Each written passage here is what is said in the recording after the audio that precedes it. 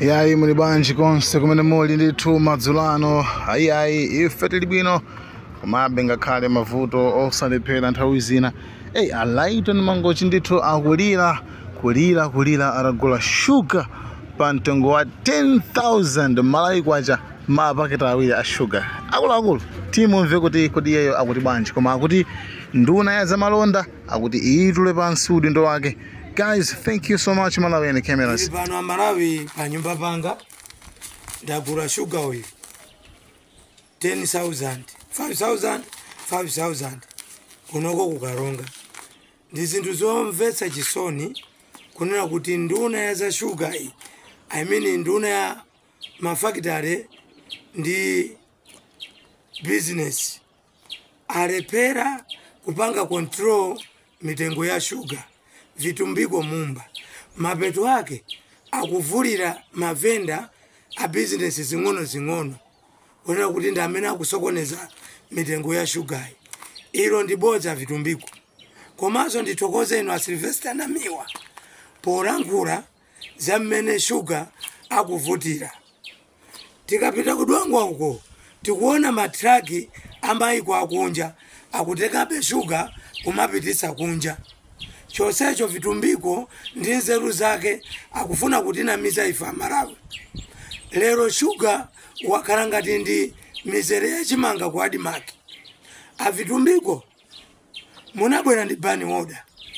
zakukanikani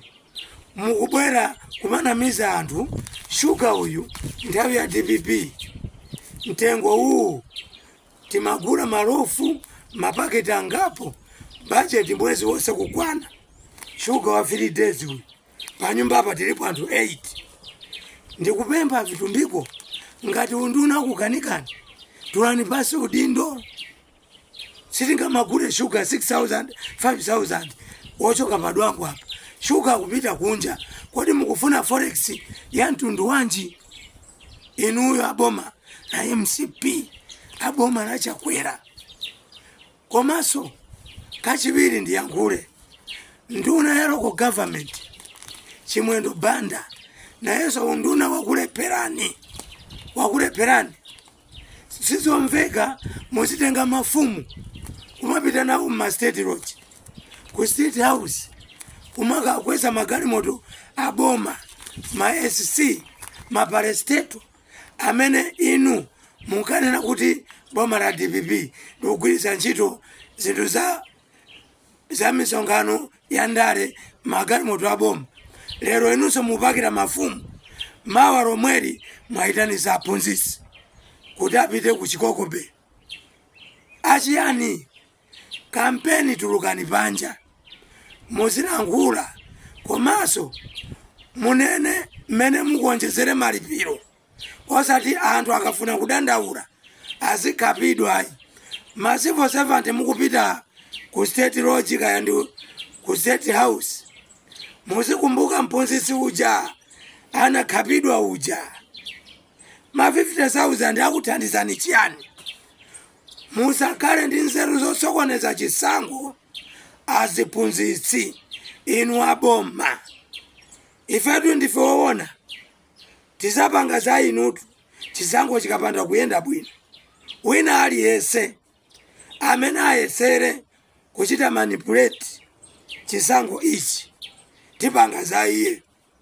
chifukwa dziko lili kuwawa apa ndatenga 10,000 apa ndiye mukaone salare ya anthu amboma yomvetsa chisoni anthu akati ayankhule kumapasa matransfer udikiteta president chakwera ndi dikiteta akupanga practice za dikiteta kungoponyesa apa Malawi tikupita tukuwani party system muziona matama achina chimwendo apa achina mumbawa akukonzeka za udikiteta dziko lino zosamveka ndipo nditu inunso ku Blantyre City Assembly zimene mukuchita kumaphwanyira anthu njira yaku polytechnic uko anthu oti amanga timashopu tawo osaononga anthu akuyasa moto ntauni muja kumakazinga nyama kumakazinga masoseji amene mukwasiya mukalimbana ndi anthu oti amanga pamene panali bwinja ajomo Osman akuonongerani mbiri Blantyre City samalisani mavoti twakubwera anthu azakutengani ngati inu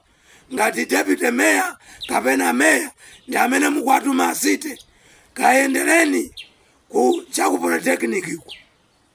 zinthu sizili bwine asite assembly akuononga mbiri zanu inu mameya komanso pasi paroko government minister walepera Malawi Camera